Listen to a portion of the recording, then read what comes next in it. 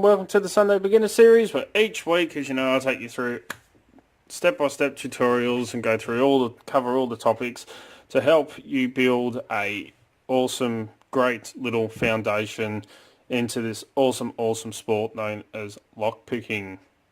And as you know, the last couple of weeks we have been going through the step-by-step process of making a challenge lock, and this is part 4, the fourth and final part of making a challenge lock. So as you know, we went through selecting our pins, cutting a key. We did all the key pins, we modified all the driver pins as well. We wanted to. We did the modifications to the core, which were just 3 little undercuts in chambers 3, 4 and 6. And we have it all ready to go to work out what springs we want to use, which will also vary how well and how easy or how difficult the lock is going to be to pick with all the different spring tensions that you can get. And we'll put it all together today, and then we will put the drawer up. So you can put a comment below with what you reckon we should name it by the looks of it, how the pins are, you know, come up with a name. We will then draw a random winner next Sunday, and that winner will get the lock sent to them to pick, and it will be named with whatever they decide to name it. So let's have a look at where we are. So we've got our Bible, the core's all done, we've got our key, all our pins. My camera's bouncing around like 2-bob watch. Now we just have to work out our springs. So one of the things I look at when it comes to springs and spring tension is my key as well. Because if I have a very high cut and low cuts, not only did I have to balance all the pins so they all sit evenly, so the key will slide in and out of the lock smooth, so that the pins don't get pushed right up to the top and get stuck if you don't have them balanced. But springs also play a part in balancing, because if you have a super long spring on a super high cut or super long key pin, when you put your highest cut through, it's going to get pushed up that tight that your key will not want to go in or out smooth. So you want to make sure that your springs play a role in balancing your lock as well. And of course there are heaps of different types of springs that you can get.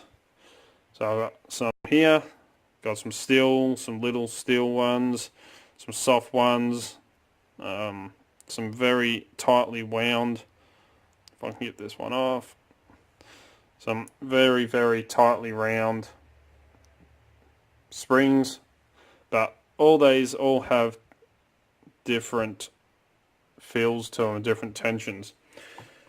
So let's have a look at what springs we want to use. So one we know is a very long key pin and a short driver. So don't want anything too high powered in number 1, because we need the high cut, which is the very last cut, to be able to lift that all the way up to the top and not get stuck. So we want a small, light little spring for that. And I'm going to grab a small little steel spring that I can compress quite nicely,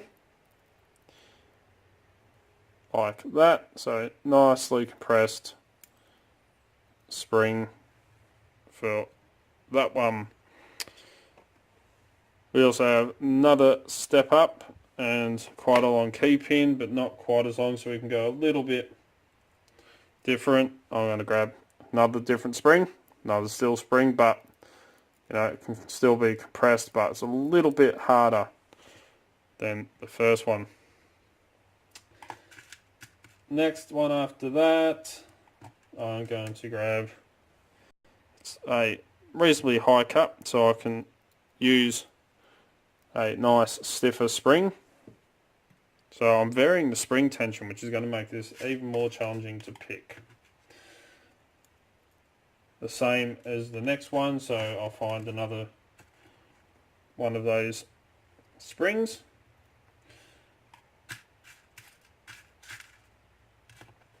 Like that.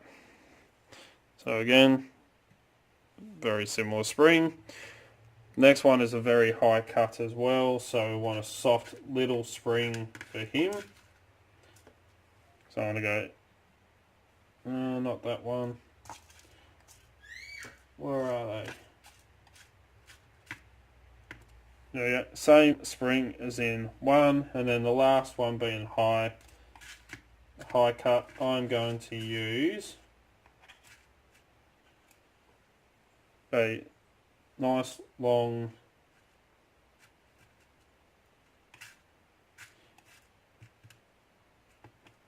double spring. Well, not double spring, it's a compressed copper spring, brass spring, like that. So hopefully now these will all be balanced nice and smooth. So here comes the first test of what I like to do, just to make sure it works nice and smooth. I'm going to grab all my drivers and I'm going to put them in the correct way into the lock without the spring first. Don't want to put the springs in just yet.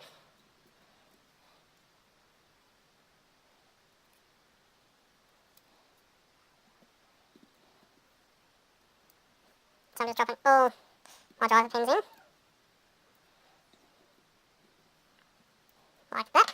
So all my drivers in the Bible ready to go. Now I'm just going to pop all my key pins into the lock, into the core.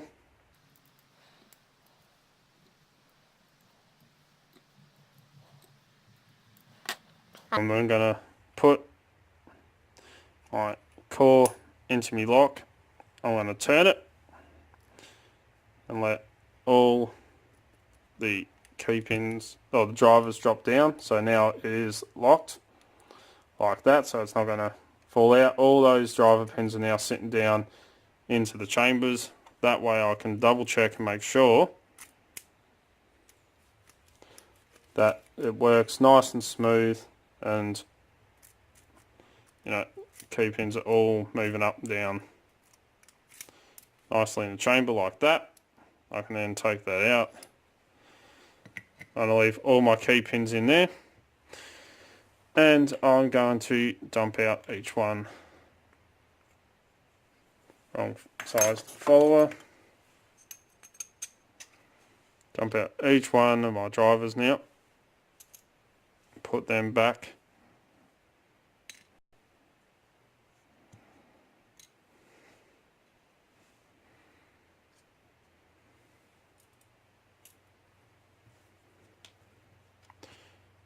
In the pinning tray.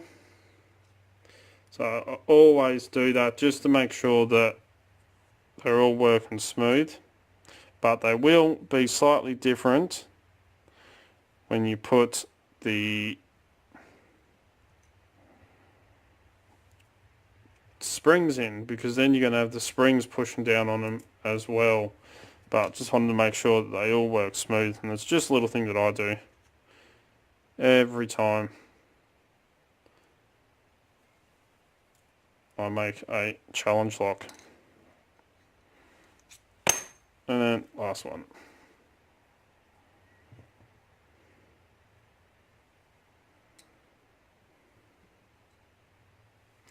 Like that.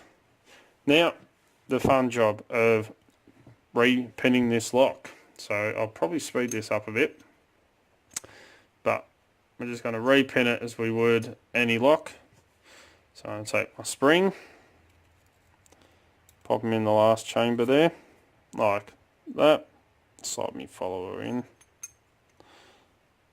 just up to him. I'm going to take my pin,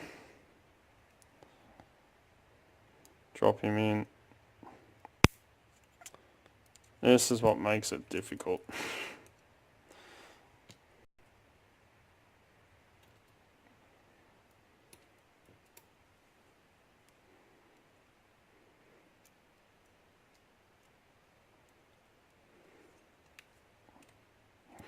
And I pinch him like that.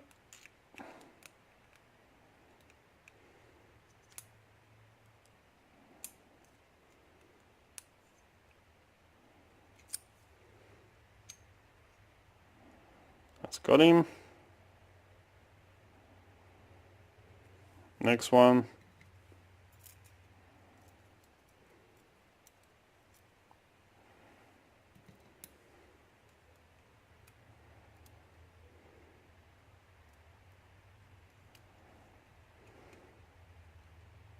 And I'm going to speed this up.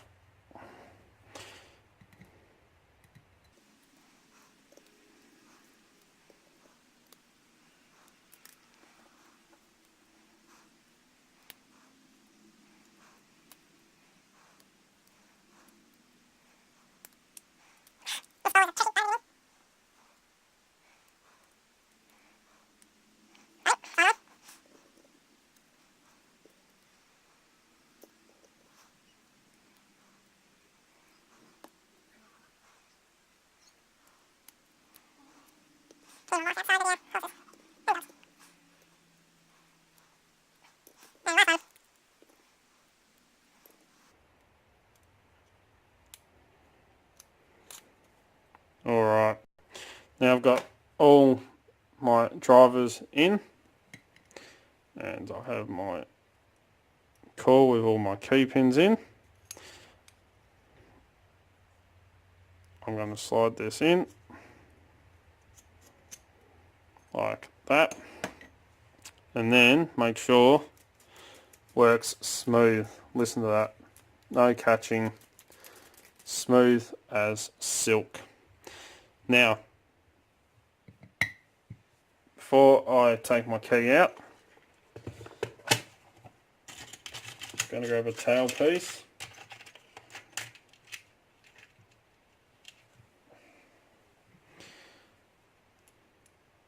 Put him on there. And screw my tail piece in so that if I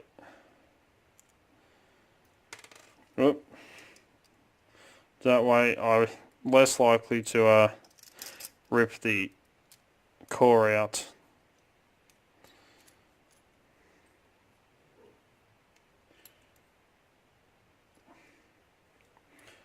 Don't tell me I grabbed the wrong sized screw.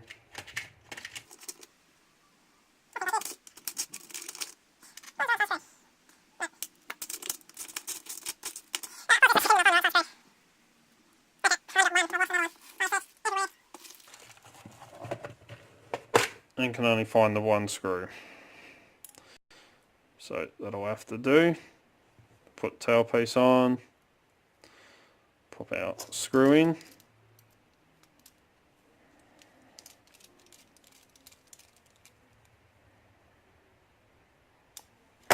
Make sure it still works.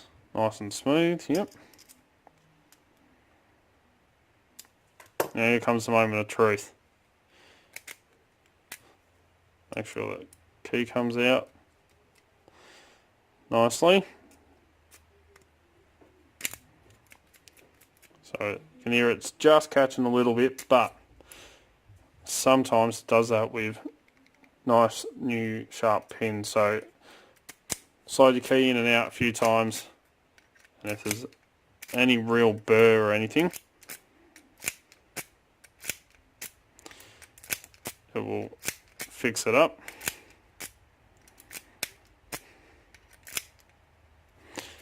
Still works beautifully. Key works nice.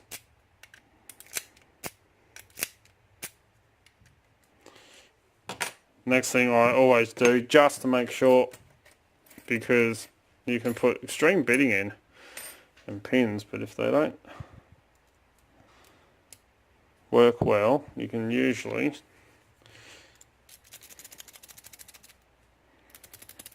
If I can break it open, then there's something definitely wrong.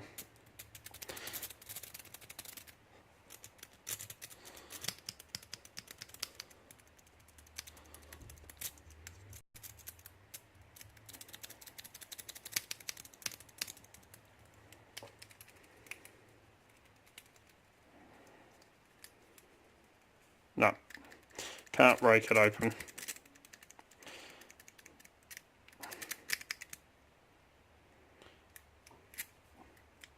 Which is a good thing. So there we go. That is my process on making a challenge lock. And if you look in there, you can see pin 1 looks very, very nasty. So it's going to give you a little bit of psychological warfare. But there we go. Challenge lock with a working key. Ready to be named. So you've seen the pins. And I'll probably gut this and actually take a close-up photo of all the pins, put it at the end of this video, so you can have a good look at the pins, see the lock. Now, just got to put a name on it. So drop a comment below with what you reckon we should name it, because normally I go quite, demonic names for mine, usually. Like Devil Wears Prada, Brava, Poltergeist, Fallen Angel, and stuff like that. So yeah, it'd be interesting to see what people come up with to name it. But anyway, there we go. Drop a comment down below what you reckon it should be named. We'll pick a lucky winner next Sunday, and we'll get that lock sent out to them to pick. So anyway, as always follow codes, keep Locksport legal, don't go do anything stupid.